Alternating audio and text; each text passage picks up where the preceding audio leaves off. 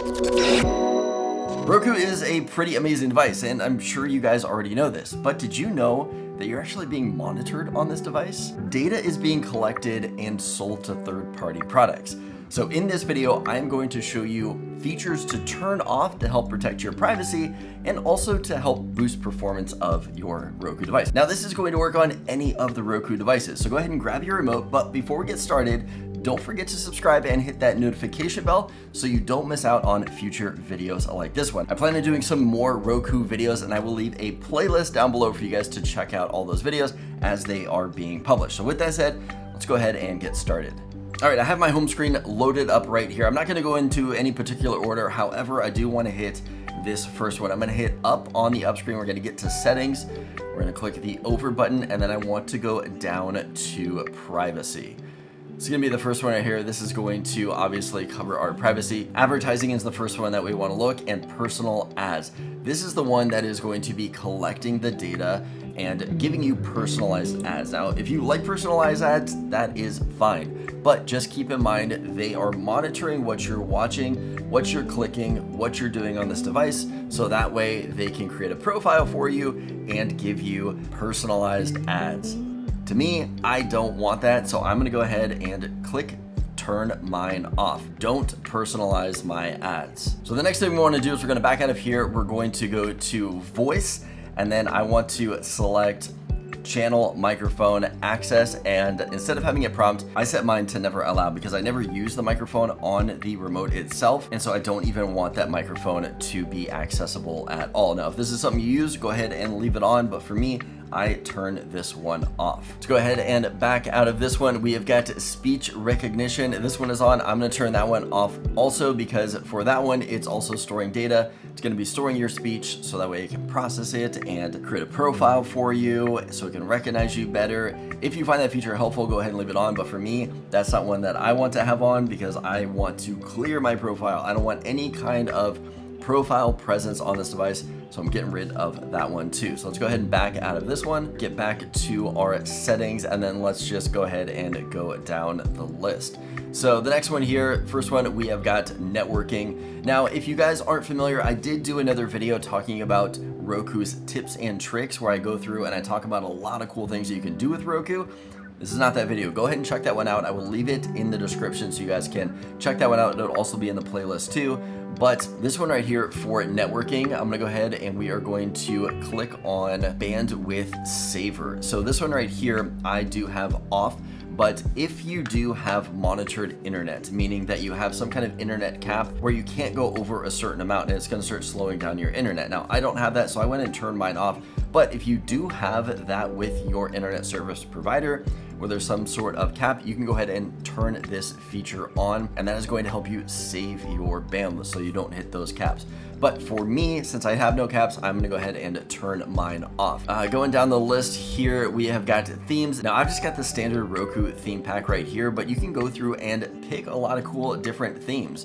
I'm gonna go down here and let's go ahead and select this one. We're gonna say set this theme pack, and it's going to change the background of my Roku and everything it does. And it's also gonna change the audio too. So when it's playing audio, it's gonna be themed for that. It's a pretty cool thing that you can do. So we've got nautical ones, you can go through here. This one says it's, they're popular theme packs, and look and find one that you want if you wanna add a little spice to your setup right here. Here's a new one too. I haven't seen this one before. Let's go ahead and select this one. Changing the theme pack, you can revert, you can remove it, you can do different things to it if you want to. And then let's go ahead and hit that home button, and we have got a new theme there in the back with all of our apps loaded up. All right, I'm gonna hit the up button. We're gonna go back to settings. We're gonna go back to themes, and another one that I wanted to point out, you can change the wallpaper if you want to. If you don't want to actually change the whole theme, you can just change the wallpaper. It looks like we have some featured ones here. If you want to do maybe a holiday themed one, we've got some options there too that aren't going to change the whole theme, but just the wallpaper in the background. Okay, the next one down here is screensavers. This is where you can pick your screensaver that you want. Now, I have noticed that these can lag up your system a little bit, slow it down. So what I like to do is just turn mine off, and that is also too because my TV has a built-in screensaver, so I don't need the redundancy of having two screensavers and this one slowing my system down. If you do want a screensaver, pick something simple like a clock or something like that, but I'm gonna scroll down here.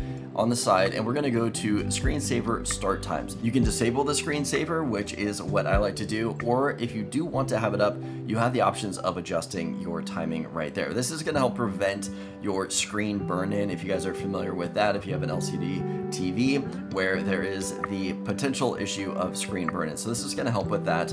If you don't have a screensaver at all on your TV, I would recommend leaving this on, but for me, since my TV automatically turns on a screensaver, I am disabling mine just to help save some resources and help provide my system to run a little bit faster. All right, we are going to back out of this. We have got display type, we have got accessibility. So here is a spot where you can turn on captions on your shows. You can either have it be always on, only on, replay, or off. Now, it can be kind of a cool feature if you do want to have it on replay. So that way, if you do hit the replay button on your remote, meaning it jumps back 10 seconds, that will automatically kick on captions. But that might be kind of annoying too. So here is where you would go to turn off captions if you don't want it to automatically kick on when you do a skip back 10 seconds on your remote. So I'm gonna go ahead and turn my captions off. Let's back out of here. We're gonna go down to audio. We have got our menu volume. So as you are clicking through the menu, we've got all the beeps and the noises. That's something that I preferably don't like. So for me, I'm gonna go ahead and turn that off. By default, you saw it was set to medium. And turn that up if you want to, leave it on if you want to, but for me, I don't want any extra kind of noise, so I leave mine off on this one too. Okay, we're gonna back out of here. We're gonna go down to guest mode. So guest mode is a pretty cool feature. If you do have maybe a rental or you share your device with other people, you could turn on guest mode. That is something that I covered in my other video for tips and tricks, so I will leave that over there if you guys wanna check it out. Guest mode is a pretty cool feature if you do want to utilize that. That's something you can control through their website too. We're gonna go down to home screen. So home screen is what we see. I'm gonna go ahead and hit the home button right here. So this is the home screen. We see all of our options there on the left-hand side for live TV, search, what to watch, featured free. We've got sports, streaming. Maybe you don't want all that stuff. So let's go ahead and go back to settings, and we're gonna go down to home screen. And then from here, we can turn on and off what we want to see there. So for me, I don't have live TV set up, so I'm gonna say hide that. I don't want to see that anymore. What to watch, these are just options of what I want to watch. I'll leave that one there. Shortcuts, I don't know. Here are a couple shortcuts. We've got ad channels, we've got TV off shortcuts right there. I'll leave those. Sports, like watching sports, so I'll leave that one there. Featured free, so let's go ahead. We turned off live, and then when we hit the home button right here, we can see that our option under home, under search, that live TV feature is gone. So this is what is going to be controlling that right there. I'm gonna hit up again. We're gonna go back to our settings. We're gonna talk about payment method. So here's where you can set up a credit card that can be used for purchases through Roku. Now, I would not recommend setting up a credit card because let's say you set up a card on here, you wanna sign up for Netflix or HBO Max, I mean, I guess it's called Max now, and you use your Roku payment to pay for it. So now, instead of it going through the process of Netflix or whatever the streaming service you choose, it's gonna be going through Roku. So later down the road, when you try to cancel, it may get kind of confusing. You may go to your Netflix account to try to cancel it, but then realize, oh wait, I signed up through Roku. So I would just recommend not setting up any kind of card on here and doing any kind of payment method. To keep it easier, go straight to the source, set up whatever kind of payment that you need to do, any kind of subscription that you're gonna be signing up for, and then just come back here, log in through Roku. It's gonna be a lot easier down the road and help you with any kind of confusion. Okay, so keep going down the list. We have got Apple AirPlay. We're not talking about that. Legal notices, privacy policy. If you guys wanna read any more about that, you can do that there. Privacy, we already touched on this right in the beginning. We've got help, and there are a few more here in system that I wanted to talk about, some things that I would recommend changing. All right, going down the list here in system, I would recommend taking a look at software updates. Run any updates that may be pending on here. You always wanna make sure you are up to date. Let's see, power. We have got auto power savings.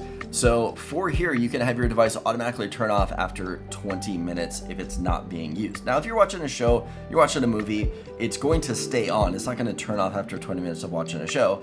But if you find that you're walking away with some kind of inactivity, you're coming back 30 minutes later and it turned off and you don't want that to happen, here is where you would go to turn this feature off. You can say after 20 minutes of inactivity, turn off my Roku. I'm gonna go ahead and leave this on for myself because I like the option of saving power and not relying on myself to make sure my Roku is turned off. Okay, backing out of here, we've got advanced system settings. So this is where you go if you need to do a factory reset. Maybe you're getting rid of your Roku, maybe you're giving it to somebody else, you want to factory reset it, or maybe you're just having an issue with it. Maybe it's bugging out on you. Here is where you would do a factory reset. We can also do a network connection reset, control my mobile app. We've also got advanced display settings. So this is where you would go to change all of those settings. Some other cool things that you can do with the Roku, if you weren't aware of this, is that if you have the app on your phone, that is another kind of remote that you can use to control it.